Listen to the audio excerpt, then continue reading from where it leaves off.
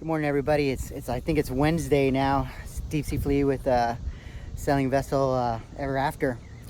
Well, we made the sail to, let's see, Chesapeake Bay, and that was a ruthless sail. It seems like harbors I've never been into. I kind of stall out because we always hit them in the dead middle of the night, and I'm not really realizing how big the actual openings are and the channels are. I kind of stall out and I wait till the sun comes out, which adds another 12 day to the commute to a marina or a safe anchorage. Today we find ourselves in New Jersey, which is a great little anchorage. It's called Atlantic. What's it called, babe? Atlantic Highlands, actually. Now, my opinion of this place is that it's flipping beautiful. If you can see in the background, you can see that the houses on the hills and everything they're just amazing. And how they get them to stay up there I'm not an engineer or anything like that, but it seems like this is quite a wealthier as far as my financial gains is, that this is a wealthy area. And I don't know if this is like a vacation home for these people, but it seems to be a lot of very big time health freaks running the trail right over here, which is that direction. This is hard to do. Right over there, it's a nice trail on the shoreline, and it seems like people are running it and cycling it every day. But behind me, you can see the anchorages and all the boats back there, and they have mooring balls, which we're on a budget sailing, so we tend to drop the hook and hope for the best. So far, the holding here has been great.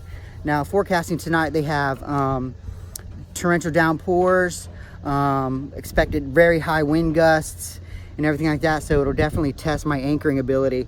I've done a lot of sailing in the past, and getting this bigger boat, anchoring can sometimes be a challenge.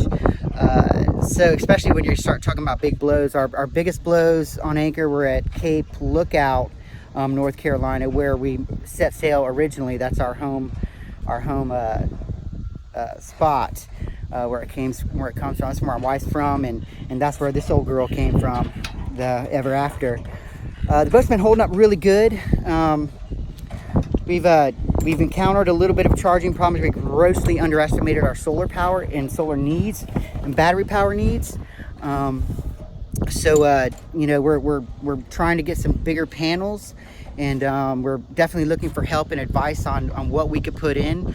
Right now, our solar system, as you can see behind me, it all works great, but it's just not enough to keep our refrigerator cold, and also our refrigerator is not insulated well enough to keep it cold when the engine is running.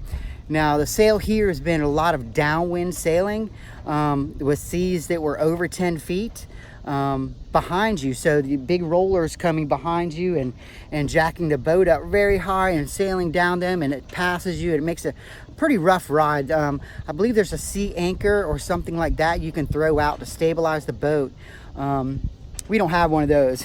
I think we're going to try to conquer our charging problems, because keeping our water cold and our food cold and things like that seems to be a little bit more important than just a really nice fine ride.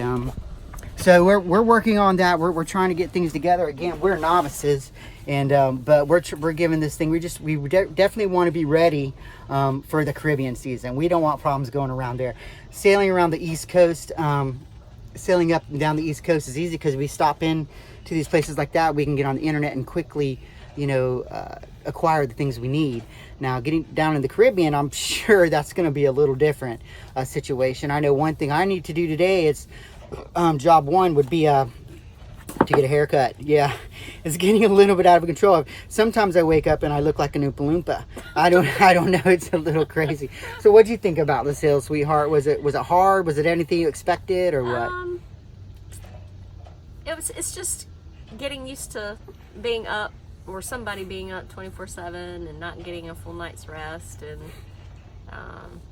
Let me comment about one thing. I don't mean to cut you off, sweetheart, but the geniuses that we call crabbers, and all that, as we were coming up the coast of Jersey, and in the ocean, like I'm not going to say out in the middle of the ocean, but at least 12 miles out, in 80 to over 100 feet of water, they put crab pots out there.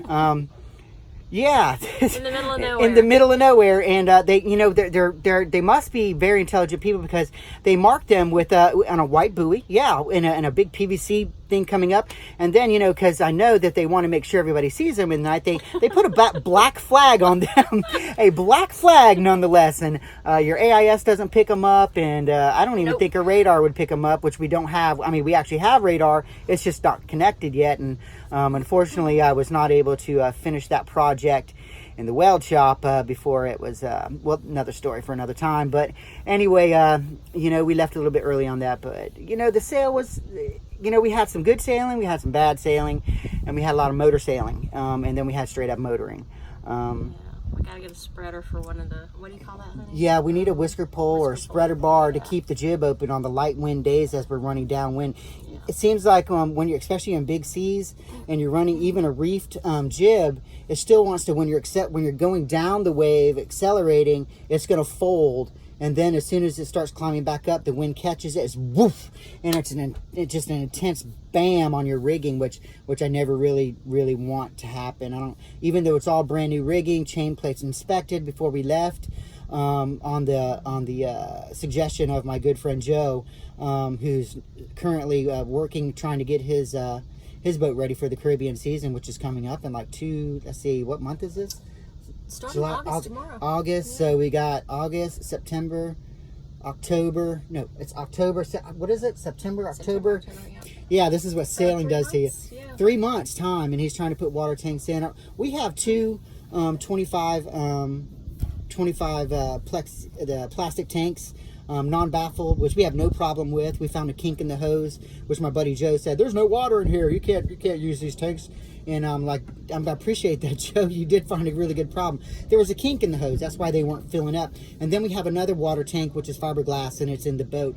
So we have an equivalent of like 100 and something gallons, 160 something gallons of water on board, which you might think is a lot. And we need to learn how to ration it a little bit better. Doing dishes, taking showers. The showers is the biggest thing. You got to get clean, and because you can't really, after sweating and everything, and you just don't want to touch each other. And you know, I love my wife. Clean sheets. Yeah, or your sheets are never really clean. Yeah, so this is just little things like that we're learning and everything. And the biggest thing we have to give a big shout out to is our Lord and Savior Jesus Christ. Man, he's helping us the whole way. Amen. I just don't think we could have done it without him. Anyway, he watches over us, and we just want to, we just gave Jesus a shout out. That's pretty bad. That's pretty awesome, actually. Yeah, I think more people should give a shout out to him. But I miss my sister and my brother-in-law, my whole family, my little nephews, and I really miss my kids and my grandbabies. We miss you all and love you. We're keeping everybody informed, all our friends back home, of everywhere we are, every step we make. And, you know, there should never be a 7-day period that we don't get in touch with you. Our next destination will be in the vicinity of Connecticut, Rhode Island, Block Island, Nantucket, yeah. Martha's Vineyard. These are the areas that we got to see before we start heading south. And we really want to get to Maine, but I don't know, man. I want to go to Boston, but still, it's around the hook, and you know, it's around the nose of the coast there. I'm not sure we're going to get there, but we still got a lot. We got a couple months, you know, before we start heading south, and we're progressively working on things, getting them better. So when it does come to the Bahama, and then further south to the Caribbean, everything will be in tip-top shape, except for the bright work, because bright work is just it's just annoying. But yeah, we miss you all. We love you, and we hope to see you again in late October, early November, after the storm season is over.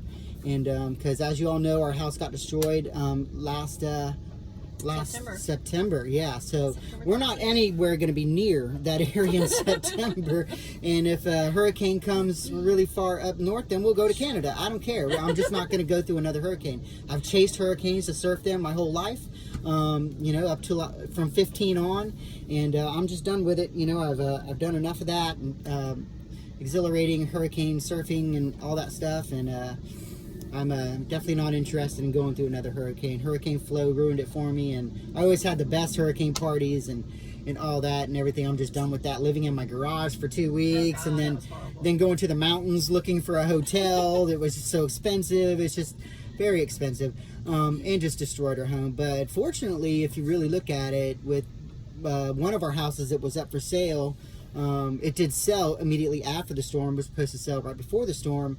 The house we were living in got destroyed, so we ended up getting the revenue from the house that sold and picking up this boat that we were looking at even before the storm, because this was our dream. And they went down on the price of the boat because of the storm. So Yes, and they went down on helped us out if you look at it that way. Exactly. So it seems like when one door closes, another door opens, and this door that opened was the world via the sailing vessel Ever After. So it's just upon us and this boat and to figure out where we're going to go and how we're going to make it.